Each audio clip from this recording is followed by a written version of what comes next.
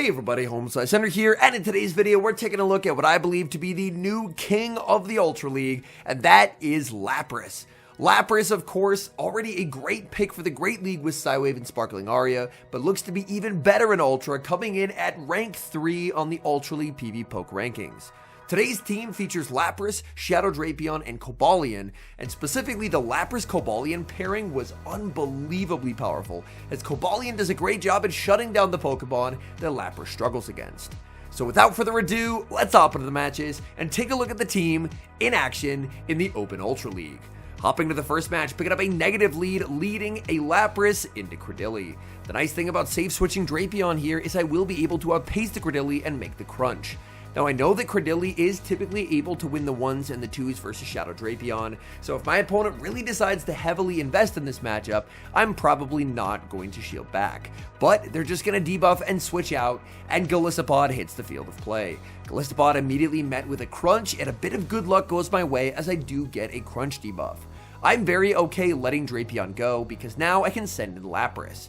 Lapras is not particularly threatened by X-Scissor. X-Scissor, of course, will hit for neutral damage. My goal here is I want to try and leave with as much energy as I possibly can because I want to be able to make it to an Ice Beam against that Credilli. So my opponent is going to fire off yet another X-Scissor, Lapras farming up right to 100 energy, and now going to go for a slight undercharge on the Sparkling Aria. This will give me even a little bit of extra energy, and now Credilli is going to hit the field. Credilli instantly Ice Beamed. This is super effective damage, so my opponent is going to shield. Out comes Cobalion, and they're staying in to debuff me. That means they don't have a great check in the back. Oh, they actually go for a Grass Knot. They go for damage instead of a debuff.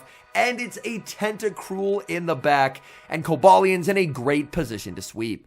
I think my opponent would have been better off if they went for the Rock Tomb. But even so, a Rock Tomb debuff, I can just stall out the switch clock, reset it, and then they would still be in a similarly pretty difficult predicament. Now I get to launch Stone Edge after Stone Edge at this Tentacruel. Tentacruel is going to commit the shield, but now I get to switch into Lapras. Lapras going to fire off Sparkling Aria. Sparkling Aria is of course going to be resisted, but the Psywaves are shredding through the Tentacruel. Tentacruel is going to survive on very low HP, and I know that Scald is just not going to KO here. I will be able to hang on. They are going to get a debuff from the Scald, but even so, they just don't have any energy available on Credilli. So when Credilli hits the field, I now get to launch the Sacred Sword. It's debuffed, so Credilli will hang on, but I will get the farm down. I get to exit with the Sacred Sword loaded, and that's going to be able to knock out the Tentacruel and take the win. So in game 1, we have a pretty bad lead, but Cobalion in the back, such a nice pairing with Lapras, is able to take the win. Tough lead in the next match, leading Lapras into Shadow Typhlosion. I know that Lapras is extremely bulky, so I'm expecting that I will be able to tank at least one Thunder Punch if it comes down to it. Sparkling Aria is going to be shielded. My opponent is going to fire off their energy. Even if it's a Blast Burn, I'm going to let it go. It is going to be a Thunder Punch. I switch into the Shadow Drapion, and it's a near simultaneous switch out. Drapion into Golisopod. Golisopod, a pretty scary Pokemon to go up against. I haven't tried it personally yet because it can do well in so many situations, but it really struggles against Zygarde. Zygarde just absolutely rolls it, and so that does give me a bit of pause, but I imagine at some point I will probably build a Golisopod team because it does look very fun to use. Out comes the Shadow Typhlosion once again, and this is going to be a little bit tricky to deal with. I am going to commit the shield, opponent is going to switch out, and Blastoise is their final Pokemon. Blastoise will take some solid chip damage from the Crunch. Crunch gets a debuff, so again, a little bit of good luck does go my way.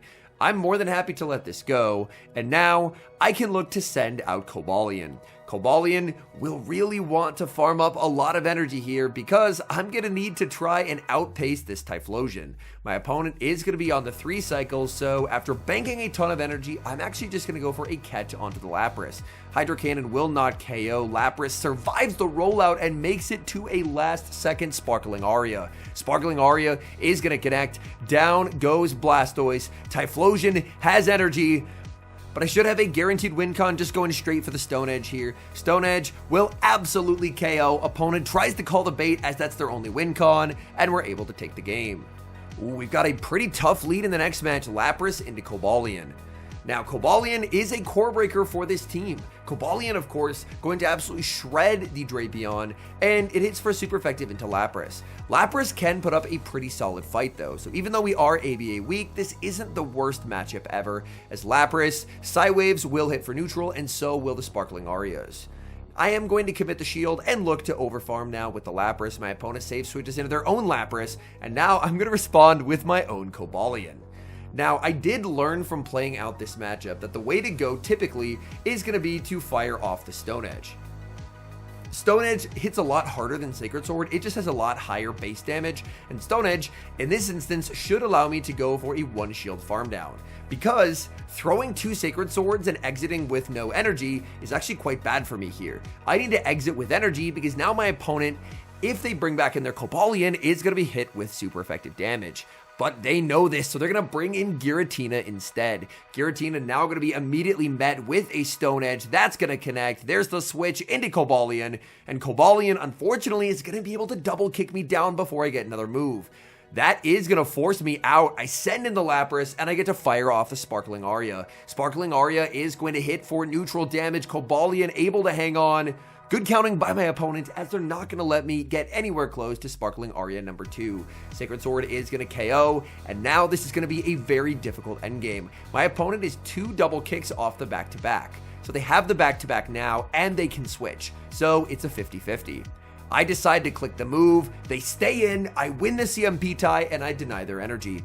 Honestly, it wasn't a true 50-50 because the Giratina is outside of crunch range, so an Aqua Tail landing on the Giratina wouldn't be the worst thing ever. But even with getting that call right, I think I'm still in trouble here because I'm going to get outpaced by the Giratina. They're 2 off of their move.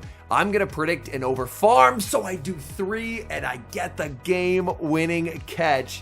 We catch the Dragon Claw, there's the undercharge from the opponent, but unfortunately it does not give them enough energy to make the move. Shadow Drapion, Aqua Tail, KOs the Giratina. That was a very tough team comp, but we're able to fight back and take the win. Moving into the next match, Lapras into Galarian Weezing. This is a terrific lead for the Lapras.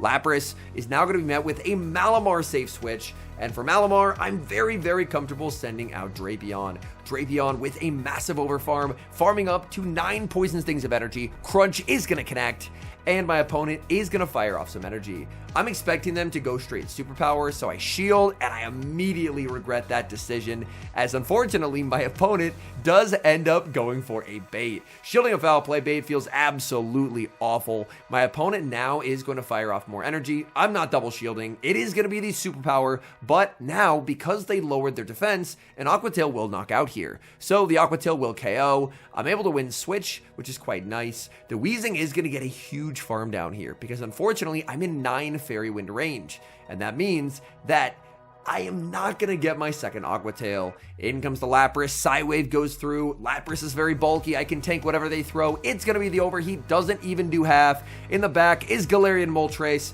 I get to bank a ton of energy and send out a Pokemon that is an absolute nightmare for Galarian Moltres. That is Cobalion. Here my opponent goes over 100 energy just waiting for me to throw, but I know with the energy lead that I gave them that they're always going to hit 100 energy first, so I'm just never going to throw until they do.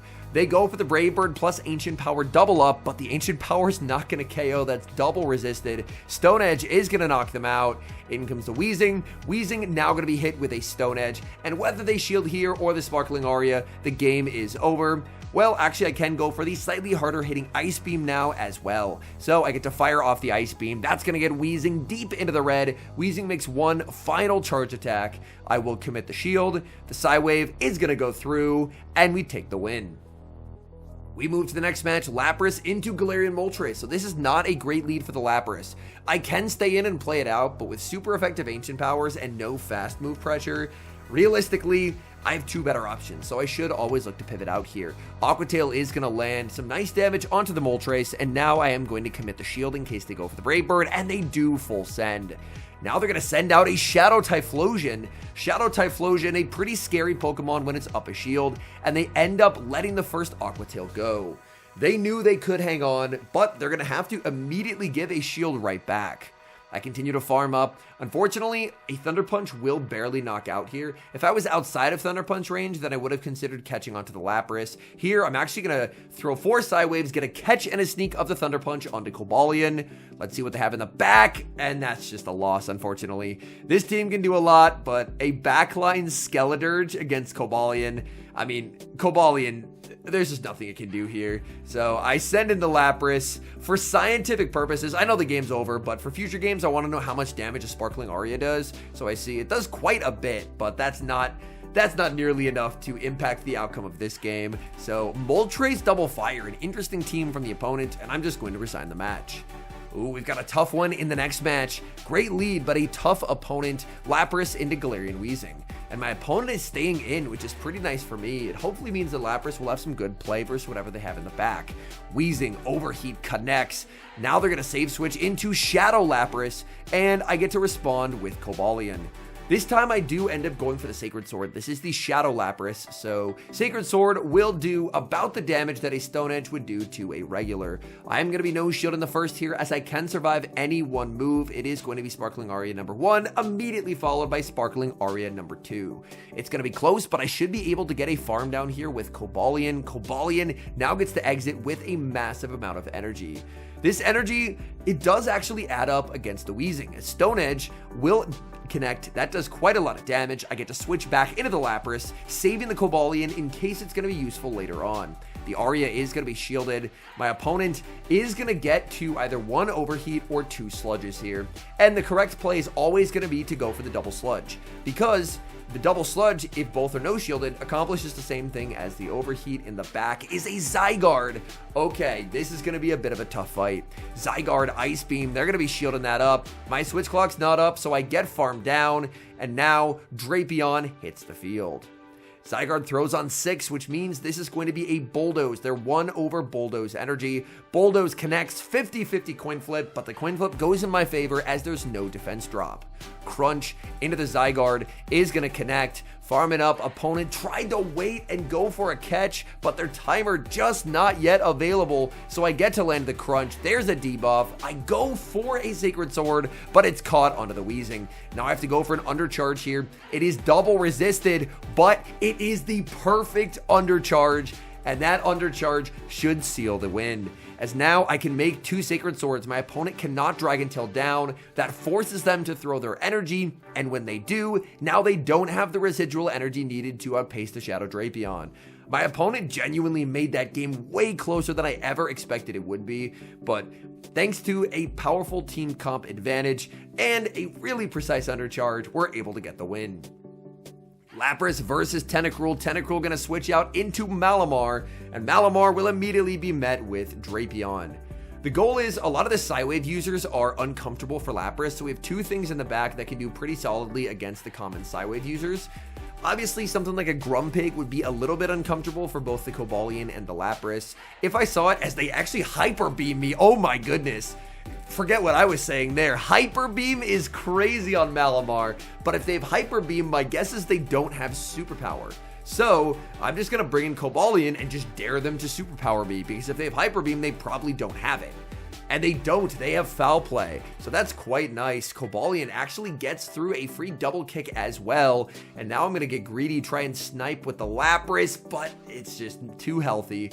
Which is a strange thing to say about like a 1 HP Malamar, but Psy-Wave just does so little there. In the back is Pangoro, and this is technically a Pokemon that this team is very, very weak to.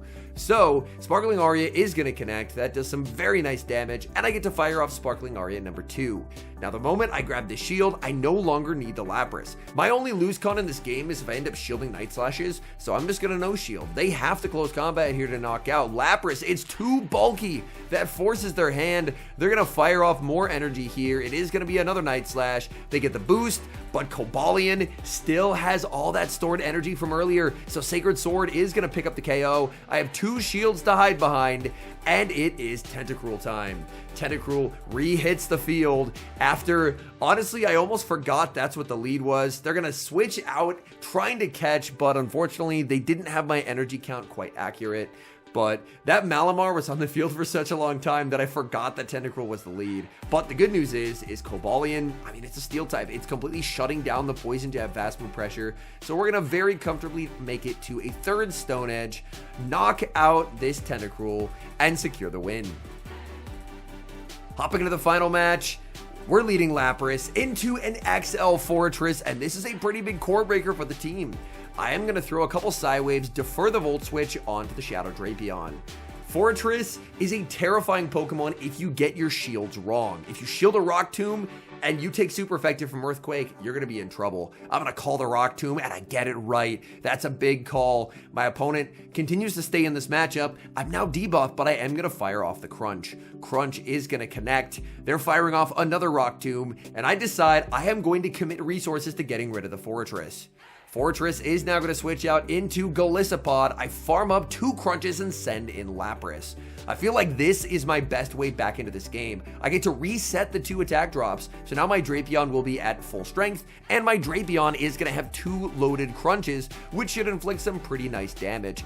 X-Scissor after X-Scissor connecting Lapras at this point, basically a damage sponge for all the stored energy on the Golisopod. My opponent respects a Skull Bash, and that's great news for me, because getting that shield back, I should hopefully be in a better position.